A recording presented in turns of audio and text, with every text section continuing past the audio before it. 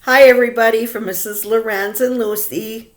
Lucy isn't sure. She's kind of embarrassed to read you guys this book because it is so silly.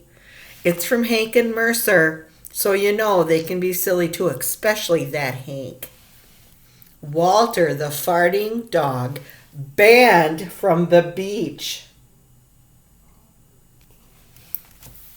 Three authors wrote this book together: William Kotzwinkle, Glenn Murray, and Elizabeth Gundy, and it was illustrated by Audrey Colman.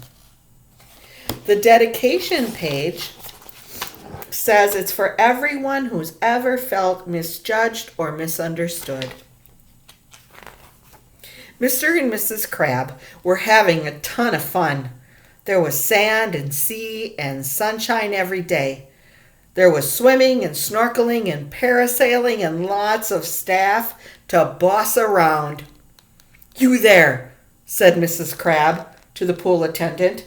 "Get that leaf out of the water." "And bring us some fresh towels," said Mr. Crab. "Make it snappy."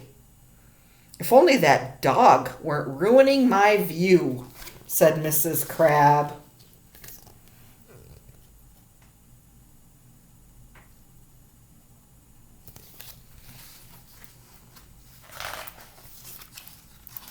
The dog was Walter, digging happily in the sand.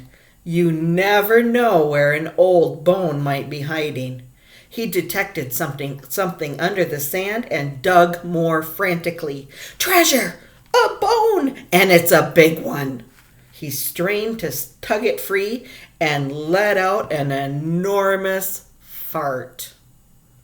The umbrella that was shading Mr. and Mrs. Crab was blown into the sea.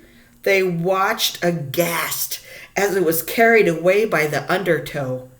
At that moment, Mother and Father arrived with Betty and Billy.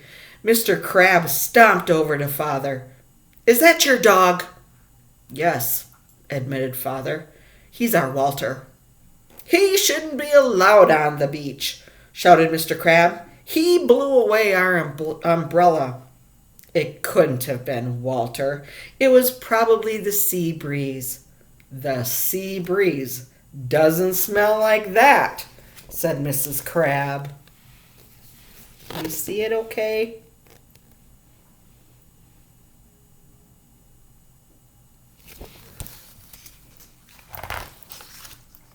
That evening, Mother said, "Wouldn't it be wonderful if we had our own little vacation home right on the beach?" "We can't afford it," said Father, who just bought himself a new set of golf clubs. "Walter eats us out of house and home." Walter farted greedily. There was a knock on the door. It was the manager of the resort. "We've been getting complaints about that dog of yours. We can't allow him on the beach." "I didn't see any rule against dogs in your brochure," said Father. "It's a new rule, and it starts today." The manager stomped off. "Sorry, Walter," said Father. "You're banned from the beach." Walter farted sadly. "Never mind, Walter," said Billy. "Let's go for a walk in the village." "Just stay away from the beach," warned Mother.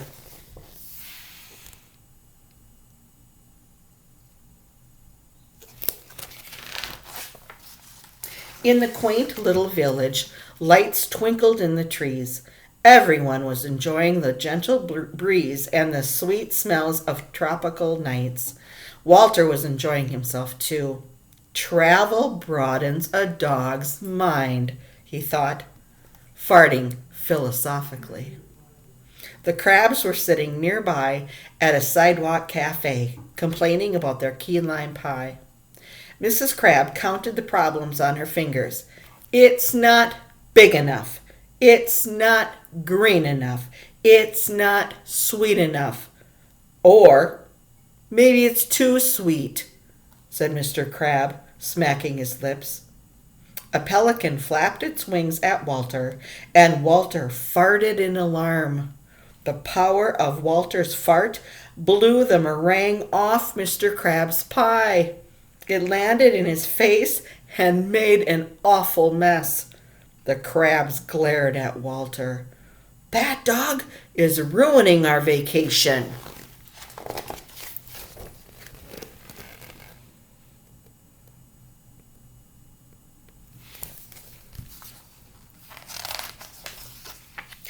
Next morning, Father got a call from the chief of police.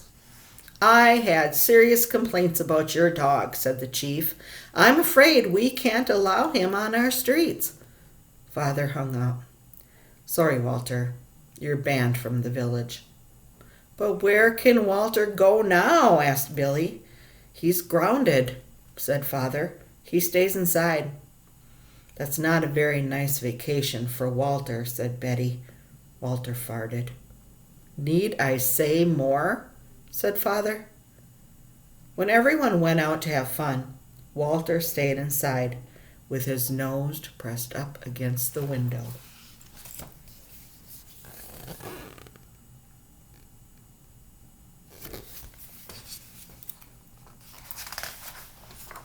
"Well," thought Walter, "I'll just have to make the best of it." He sniffed around for something to eat and found a sack of strange-looking tropical fruit. The label said, "Cook thoroughly. Do not eat raw." Since Walter couldn't read, he ate it anyway. Then he went to snooze in the sunshine pouring out through the window.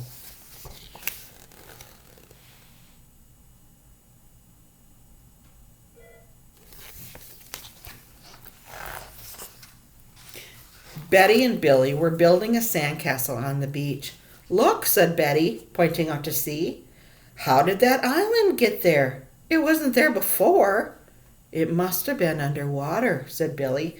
"Now that the tide is out, we can get there. Let's go." They waded out through the shallow water to explore the mysterious island.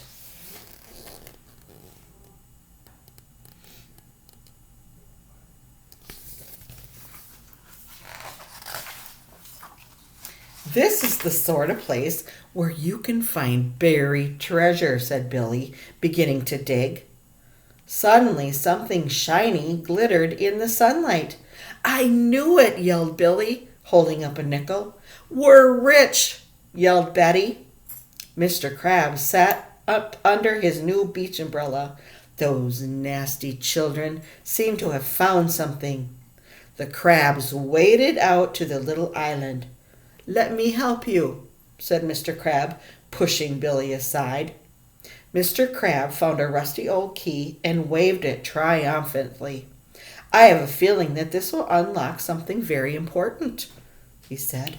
Sure enough, 10 minutes later he dug a door, and the key fit perfectly. "Maybe we'll find a whole vacation house," said Betty.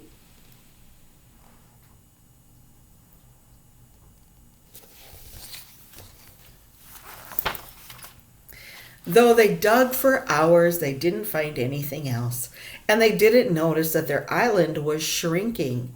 The tide was rising fast, and the waves began to lap at their feet. Betty looked up and gasped, "How did the beach get so far away?"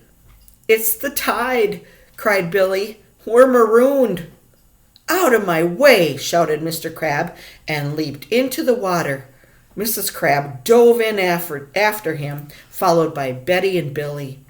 They swam as hard as they could, but the undertow was too strong. The current swirled them around and dumped them back on their shrinking little island. "Our only hope is to build a raft," said Mr. Crab.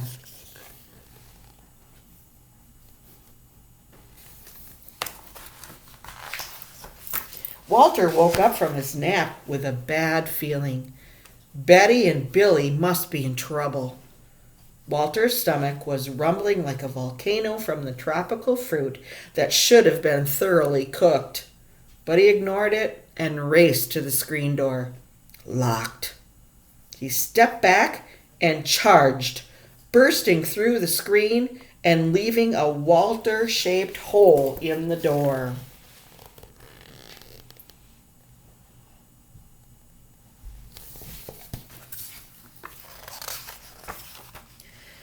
Walter ran to the beach and saw 4 figures in the distance, with the water rising around them. Mr. and Mrs. Crab were launching their raft. Billy was trying to help Betty. All Walter could see of Betty was her little head above the surface and her arms waving frantically. Walter plunged into the surf. Shooting pains twisted him around and flung him back on the beach. Was it a cramp from swimming too soon after eating? No, it was the tropical fruit that should have been thoroughly cooked. "Walter, save us!" cried Billy.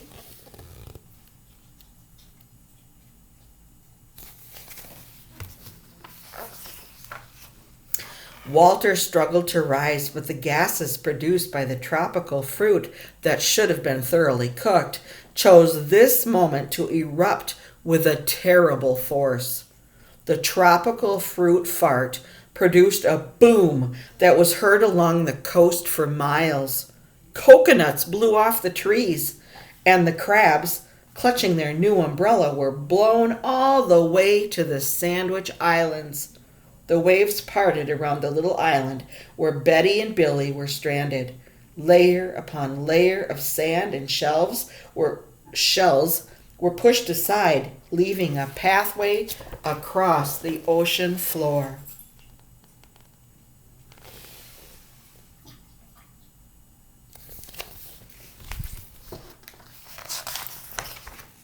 Betty and Billy ran toward shore.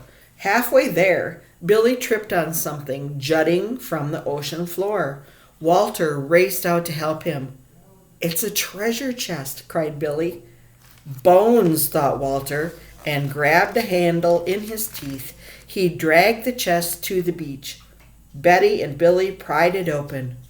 Walter was disappointed to see that it only contained jewels and gold.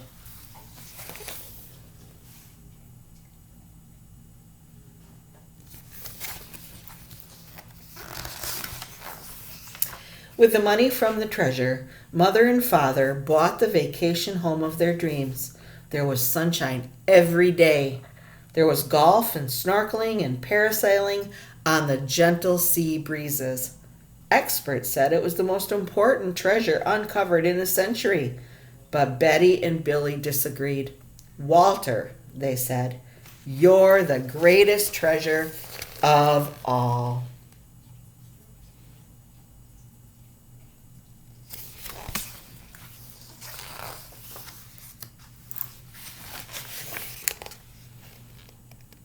Look what happened to the crabs. Funny story, huh? Be sure to check on Mercer and Hank and Counselor Tammy's page because there's going to be more Walter the Farting Dog books from more of Hank and Mercer's friends. So, you guys have a fun day. I'll see you later.